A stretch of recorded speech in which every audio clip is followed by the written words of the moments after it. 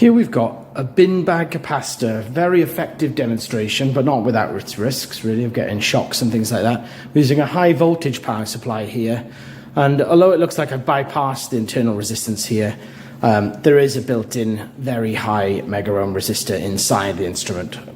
So let's switch it on.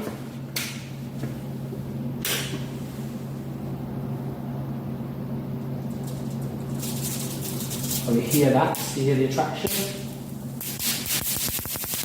About 1,000 volts.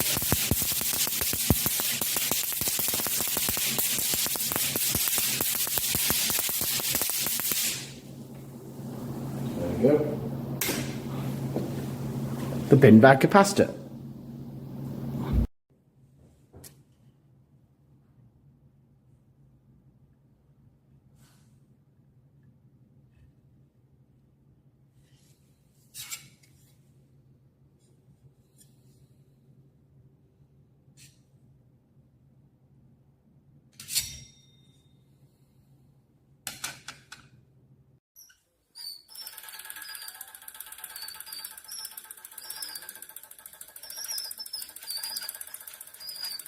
Okay, I'm just going to show you a quick demonstration of charging a capacitor at constant current.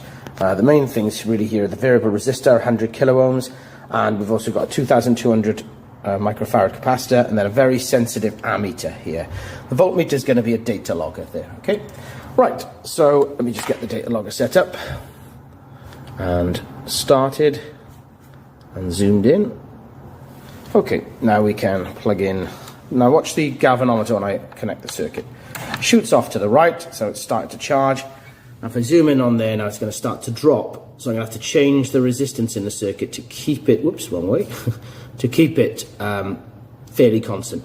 Seems as though it's moving quite a lot, but this is a very sensitive ammeter here, so the change in current isn't really that high, okay? As we'll see in a moment when we look at the graph of voltage. So you can see there that I'm trying to keep it sort of, in this case, between 7 and 8. Well, actually between 16 and 17. Right.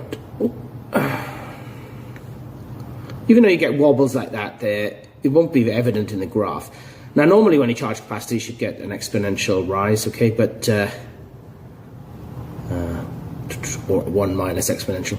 But if you look at the graph there, look, it's linear. That's the graph of voltage against time, okay? So even though it wasn't paying attention then for a second, look, and it's changed a little bit the current, it's not massive, okay? It doesn't affect the voltage that much. I thought before I did this experiment that it would actually be quite difficult to control the change in the resistance, keeping the current constant, but it's actually pretty easy to do. So it's a nice experiment to do.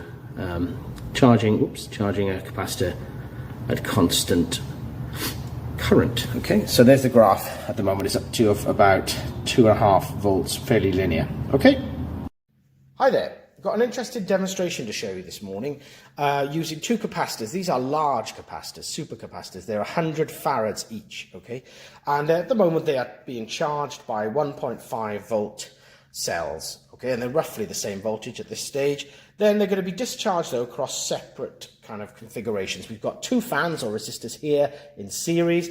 We've got two fans here in parallel. So the top one's going to be discharged across these in series.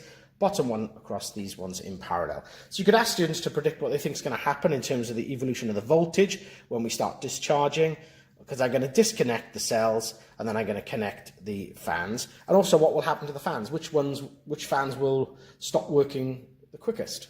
So lots of predictions can be made here with maybe some surprising results. So let me just disconnect the cells so you can see that they're roughly the same voltage. And now I'm going to connect the rest of the circuit together at the same time, and I'll now move out the way. So there we go. So as you can see, the parallel fans are working fine, but look what's happening at the top here with the fans in series. Is that what people would predict would happen? Now interestingly, look what happens here if this one's not working, as you can see, but if I stop this one, the other one starts working. You can ask students again, why? What's happening there? And as you can see at the back, I've already plugged voltmeters in here because I predicted what would happen when I practiced this before. And you can see there's 0.2 volts across the one that isn't working, but a larger share of the voltage across the one that's operational there. Almost a full volt, almost, okay? And interestingly again, well, I think it's interesting anyway, look what happens to these two values when I stop this one.